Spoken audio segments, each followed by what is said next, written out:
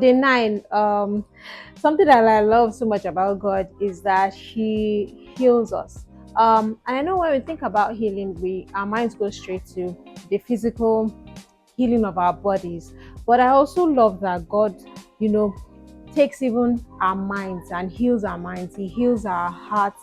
He heals, our ways of thinking. He heals, even our anxieties. He heals us from depression. He heals us from insomnia, sleeplessness.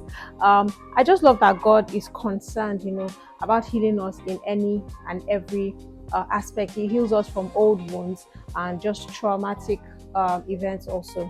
And so, yes, I love that God is concerned, with healing not just our bodies but also our minds. And something that my mind went to while I was thinking on this was just how God really does use His word to heal and transform. I think that's why the word of God is so important because it really does heal you, really does transform your mind. It really just changes the way that we think.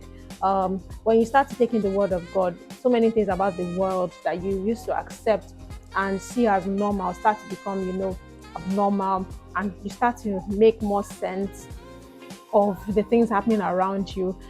Things become less confusing, even though they are getting worse. You are like, you think to yourself, yes, I know this has been, spoken about in the word. And so, yes, I just love that God heals us. And I think a good tool, an amazing tool that He uses for that is the word of God. It really does transform your mind, it really does transform your thinking. And that's why, as believers, sometimes the most we can do for other people, is pray for them, but also just give them the word of God because that is what is going to do um, the actual work. That's what's going to transform their minds and their thinking and their hearts, rather than, telling them don't do this or don't do that. What's more effective is giving them the word and letting that word, you know, become life, letting it do its work, letting it, just go into their hearts and, transform them.